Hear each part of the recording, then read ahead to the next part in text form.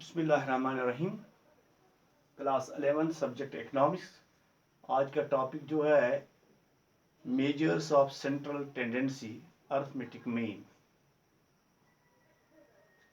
ये नया चैप्टर है आज का, measures of central tendency arithmetic mean. तो इसका सब टॉपिक जो है that is what is central tendency. What is central tendency पे हम आज बात करेंगे। सेंट्रल टेंडेंसी किसको कहते हैं? A central tendency refers to a central value, a representative value of a statistical series. A central tendency refers to, central tendency जो है it refers to central value. इसके माने हैं central value के, a representative value, या हम इसको कहेंगे a representative value of a statistical series. A statistical series जो है ये सेंट्रल टेंडेंसी जो है it is the central value a representative value. इसको कहेंगे हम सेंट्रल वैल्यू या कहेंगे हम a representative value. It is difficult for anyone to understand, ये मुश्किल है समझना और रिमेंबर या याद रखना।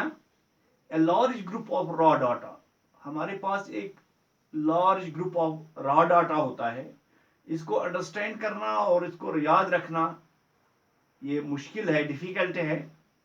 One would like to know the critical value, तो one would like to know the critical value which represents all the atoms, जो रिप्रेजेंट करता है तमाम एटम्स को इन ए सीरीज, जो सीरीज में जितने भी एटम्स हैं उनको रिप्रेजेंट जो करता है। Such a value is called central tendency, ऐसे वैल्यू को सेंट्रल टेंडेंसी कहते हैं। ऐसे वैल्यू को सेंट्रल टेंडेंसी कहते हैं। I will repeat it. One would like to know the critical value which represents all the atoms, critical value को जानना जो रिप्रेजेंट करता हो तमाम एटम्स को जो सीरीज में है इन सीरीज। तो such a value is called central tendency, ऐसे ही वैल्यू को सेंट्रल टेंडेंसी कहते हैं और या हम इसको कहते हैं एवरेज वैल्यू। सेंट्रल टेंडेंसी कहेंगे या एवरेज वैल्यू कहेंगे। For instance it is very difficult to remember, अगर मिसाल के तौर पर यह बहुत मुश्किल है याद रखना या समझना। The data concerning the income of billions of Indians, जो डाटा जो है जो कंसर्न करता है मिलियंस ऑफ इंडियंस, उनकी इनकम के बारे में, तो इसको अंडरस्टैंड करना या इसको याद रखना मुश्किल है। जो हिंदुस्तान की आबादी जो है मिलियंस है, उनकी इनकम को देखना तो ये मुश्किल है याद रखना या अंडरस्टैंड करना।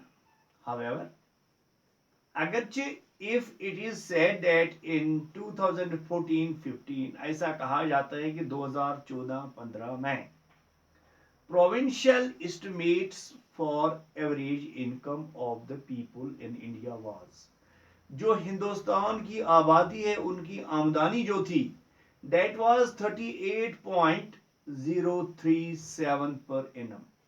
वो एक 2014-15 की बात करें तो हिंदुस्तान की आबादी जो है इसकी इनकम जो थी it was rupees 38.037 per annum.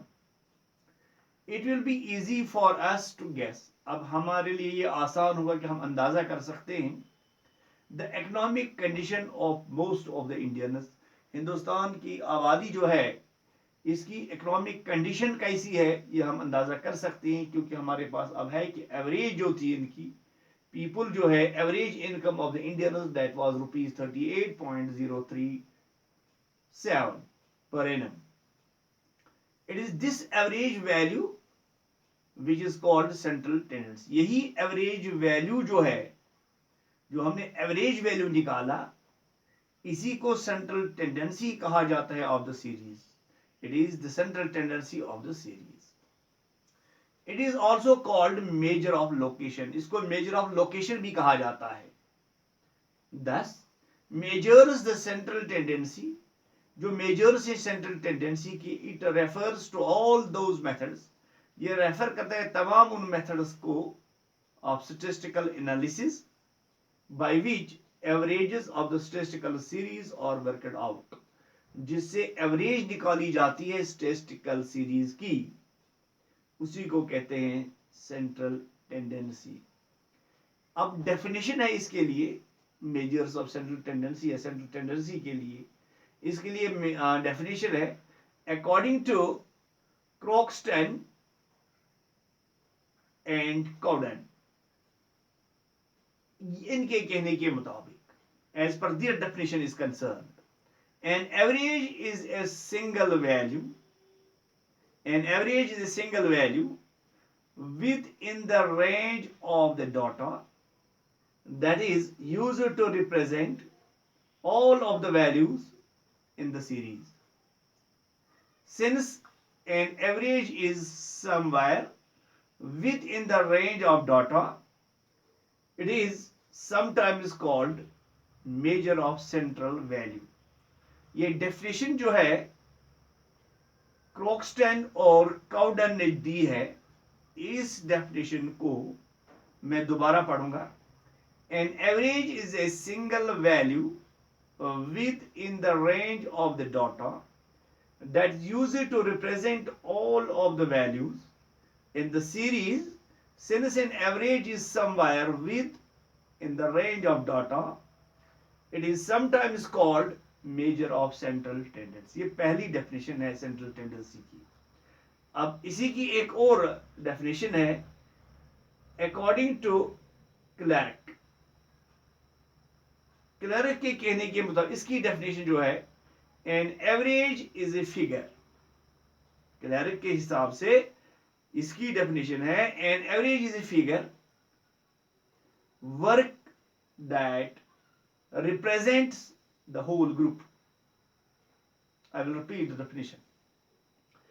According to Clerk, an average is a figure work that represents the whole group.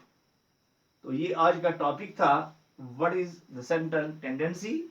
इस बात को आप याद रखें कि हमने आज नया चैप्टर लिया है जिसका टॉपिक जो है measures of central tendency, arithmetic mean. तो इसका पहला सब टाइप जो था, that was what is the central tendency. Thank you.